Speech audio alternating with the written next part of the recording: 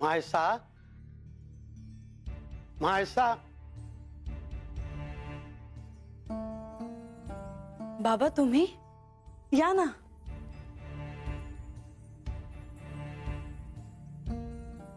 तू काही महत्वाचे तर काम करत नव्हतीस ना?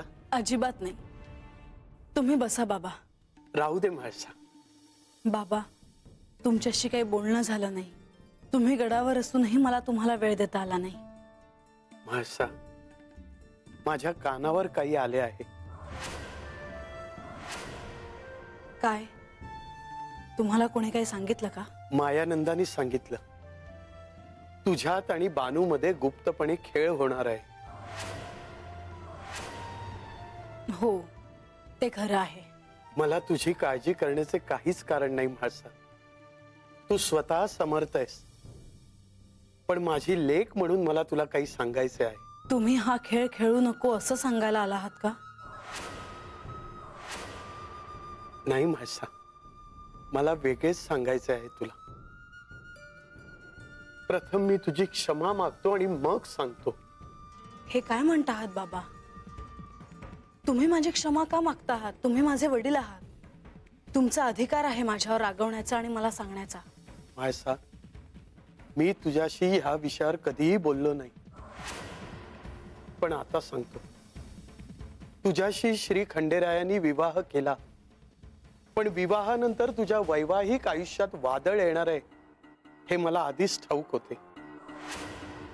तुझी जन्मपत्रिका बघून महाशास्त्रींनी हे मला सांगितले होते.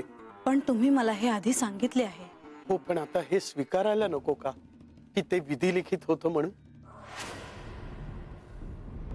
हे तुम्ही सांगता आहात बाबा? होय म्हाळसा. तू जितकं जास्त ह्याच्याशी झगडशील तितकी जास्त अस्वस्थ होशील. यातून हाती काहीही लागणार नाही म्हाळसा. तुझं श्री खंडेरायांवर अपार प्रेम आहे, श्रद्धा आहे. त्यामुळे ते केवळ आपलेच असावे असं तुला वाटणं स्वाभाविक आहे. परंतु श्री खंडेराय हे साक्षात महादेव आहे हे नको का जाणून घ्यायला? त्यांचे स्वरूप जाणून घेण्यासाठी ऋषीमुनी तपस्वी आपलं अख्खं आयुष्य खर्ची घालतात. असे असताना बानू सोबत विवाह करण्याचा निर्णय त्यांनी उगाच घेतला असेल का? काहीतरी आहे जे आपल्या बुद्धीच्या कक्षेच्या बाहेरचे आहे. ते तुला सहज समजू शकते म्हाळसा. परंतु तुझ्या दिव्य स्वरूपाचे तुला स्मरण नाही. आणि तू वेगवेगळ्या पद्धतीने विरोध करून झालाय म्हाळसा. परंतु तुला आनंद होईल असे काही घडलेय का? याचा अर्थ मी यांना तिच्या स्वाधीन करू. परंतु ते तिचे अधीन आहेत म्हाळसा. म्हणूनच मला ती नको आहे. हे तुला एक दिवस स्वीकारावंच लागेल म्हाळसा. त्यानंतरच सारे काही शुभ होईल. याचा अर्थ नकळतपणे तुम्ही मला हे सांगता आहात की मी हा खेळ खेळू नको. नाही म्हाळसा, निर्णय तुला घ्यायचा आहे. मी तुम्हाला शोधते आहे आणि तुम्ही इथे आहात.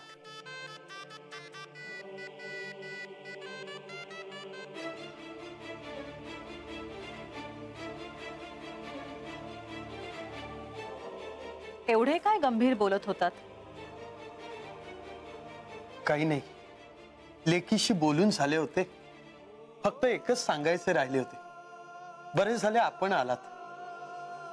मी आले म्हणून असं बोलता आहात. मी नसते तर सगळं सांगून मोकळे झाला असता. मला आपल्याशी वाद घालण्याची इच्छा नाहीये. आपण नेवासाला परत कधी जायचे तेवढे सांगा.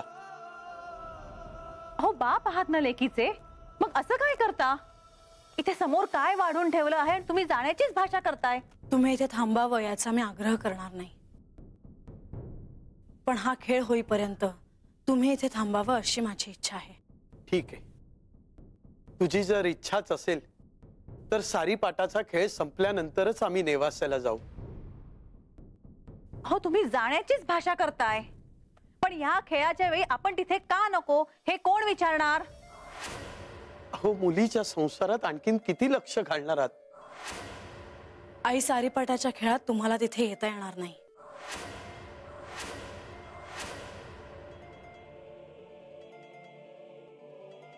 पण हे असं का? इथे मी दिवस रात्र तुझी काळजी करते, पण त्याचा कुणाला काही नाही.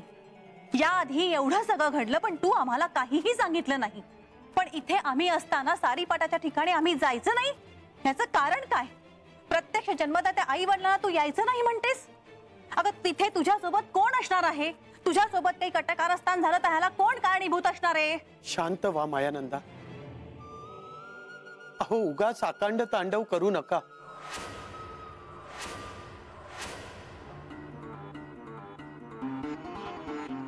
मी एक सुचवू का? बोलावे देवी.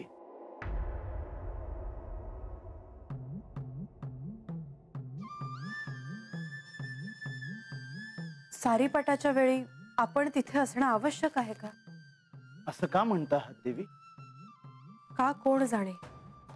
मला असं वाटतं की आपण तिथे नसावं. आपण तिथे नसलो तर चालेलही, परंतु श्री खंडेराय काय म्हणतील? आपण बोलू त्यांच्याशी. त्यांना सांगू की सारीपाटानंतर जे होईल त्यात आपण नसलो तर उत्तम.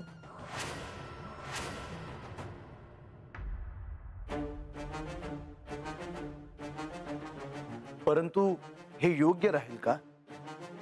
ह्या आधी देखील अत्यंत प्रतिकूल परिस्थितीतही आपण कधीच माघार घेतली नाही, मग आत्ताच असं का? परंतु त्यावेळी आपण तिथे असू तर आपल्यावरही वेगळं दायित्व असेल आणि आपल्याला ते सांभाळावं लागू नये, कारण म्हाळसाला ते आवडणार नाही.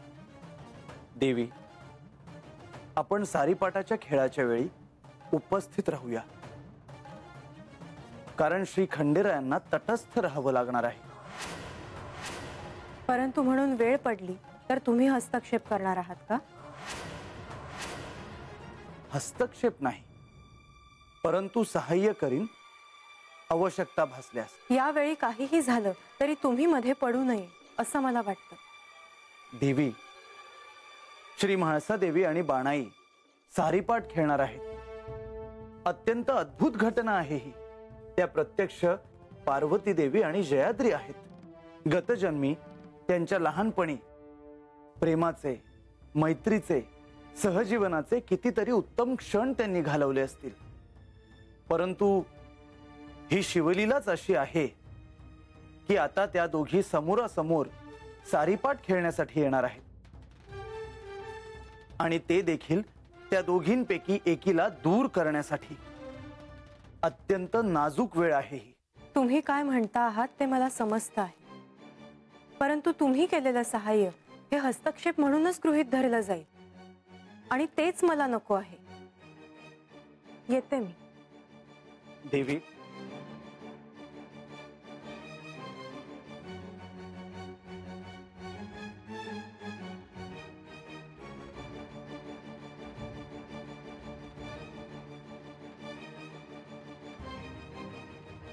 देवी, तुम्ही रागावू नका.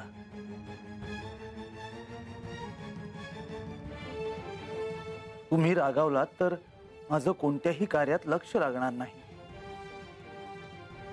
असं म्हटलं म्हणजे झालं, परंतु माझं ऐकणार नाही, हो ना? देवी, येते मी.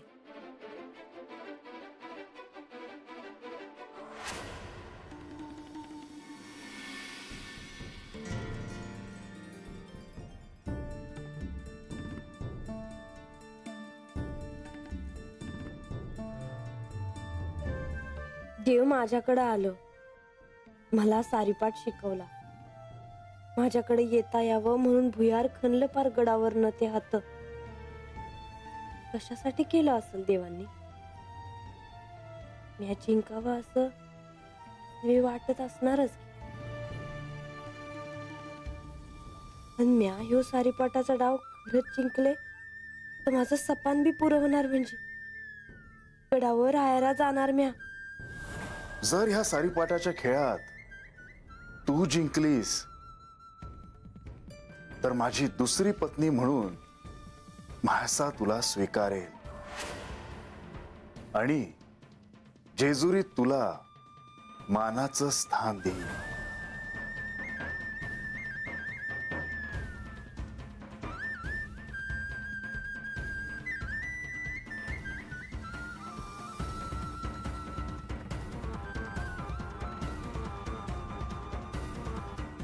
जेजुरीत राहाया आले म्या, पर गडाची पायरी बी चढू दिली नाही म्हाळसाताईंनी मला.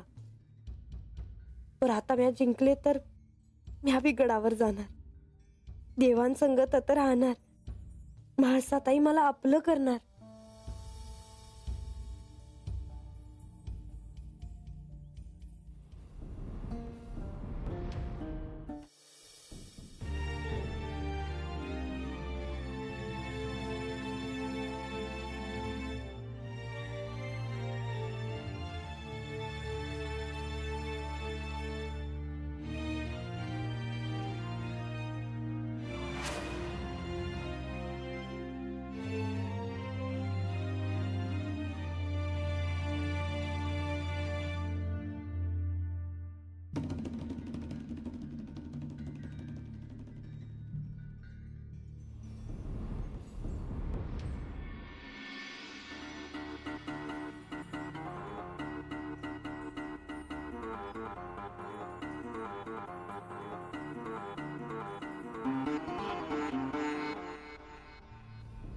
बानू, पा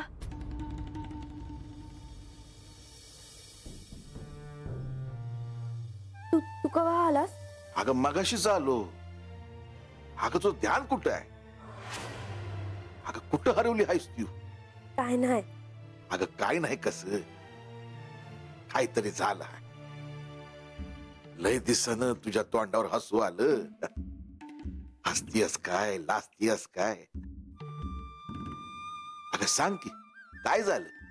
बा काकूनाच ठाव, पण मनात एक विचार आला का एक दिवस असा येणारच बघ, जेव्हा मी गडावर जाईन आणि देवांसंग ततच राहीन. अगं का नाही, येईल की असा एक दिस. पण आज असं काय झालं की तुला हे समजा असं वाटायला लागलं? कुणास ठाव, तर असं वाटतंय का तो दिवस लवकरच येणार आहे बघ.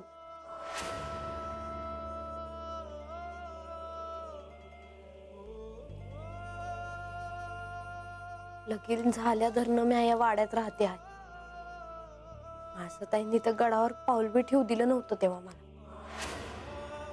पर असं एक दिवस येईल बघ बा, तेव्हा मासाताई स्वतः मला जवळ करतील. माझा यो हात धरून मला गडावर राहाया नेत्याल.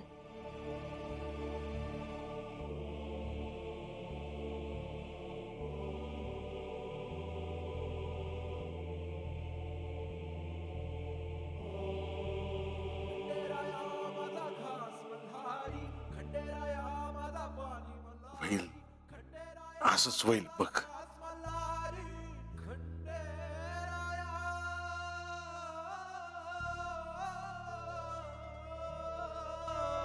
पर बा या गडावर राहायला गेले तरी मी हा वाडा नाही पाडू द्यायची. मी हा वाडा असाच ठेवत आणि वाटलं तर 4 दिवस येईन हा तर राहाया. अगं पर बानू,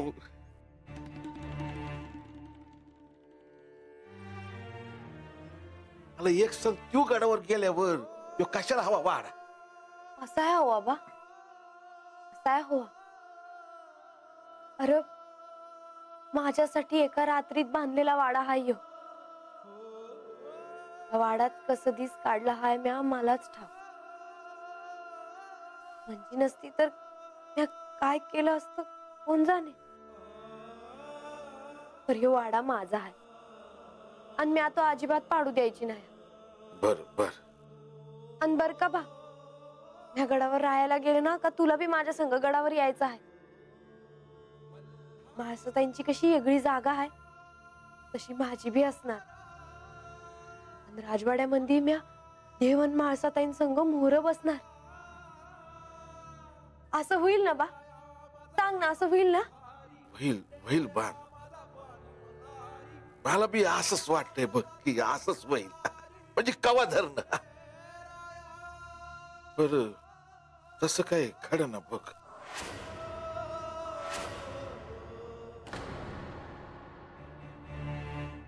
हे बा, अगं सपान बघावं माणसानं, पर सपान जरी बघितलं ना तरी आता काय चाललंय हे बी ठाव असायला हवं. अगं ज्या म्हाळसा देवी तुला जवळ करत्याल असं तुला वाटतंय हा, त्यासनीच तू जेजुरीमध्ये नग आहेस. हे बी काय बोललं नाही. आता तू जेजुरीमध्ये नसशील तर हे समज कसं वाहणार ग?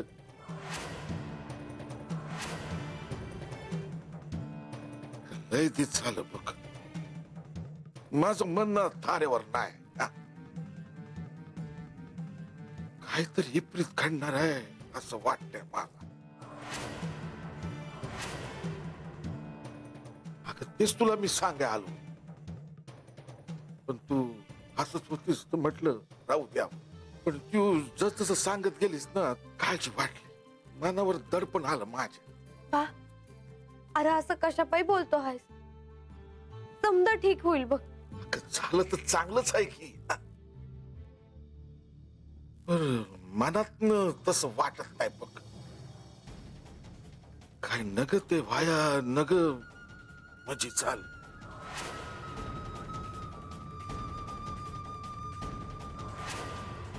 बाला असं का वाटलं असेल? असं काय होणार आहे? माणसा, येतो मी.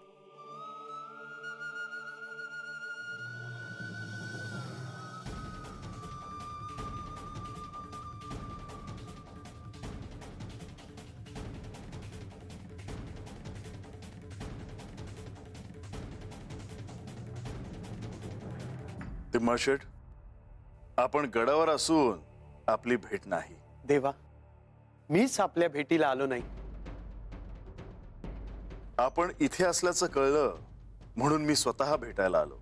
म्हाळसेच्या मातोश्रींच्या आदरातिथ्यामध्ये काही कमतरता तर नाही ना हे बघायला आलो.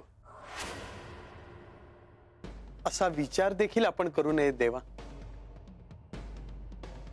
जिथे प्रत्यक्ष आपण आहात तिथे वास्तव्य करायला मिळाले, ह्यापेक्षा आणखी काय हवे? सारीपाटाच्या खेळानंतर नेवासेला जायचं म्हणत होते ते.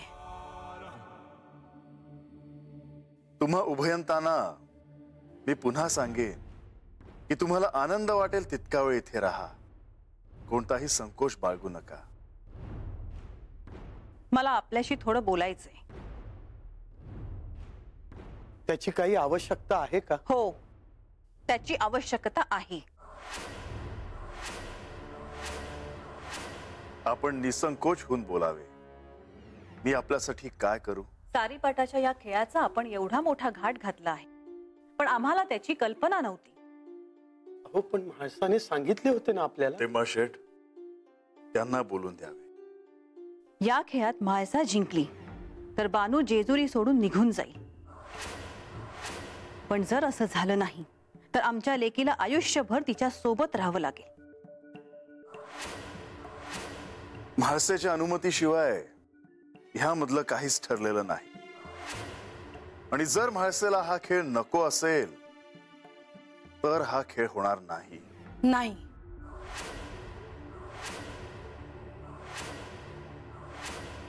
हा खेळ होणारच. ती माझी इच्छा आहे.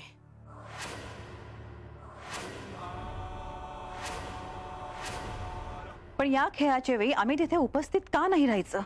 त्याचे कारण म्हाळसेला ठाऊक आहे. ह्या संदर्भात आपण तिच्याशी बोलावे. तिची जर इच्छा असेल तर आपण उपस्थित राहू शकता.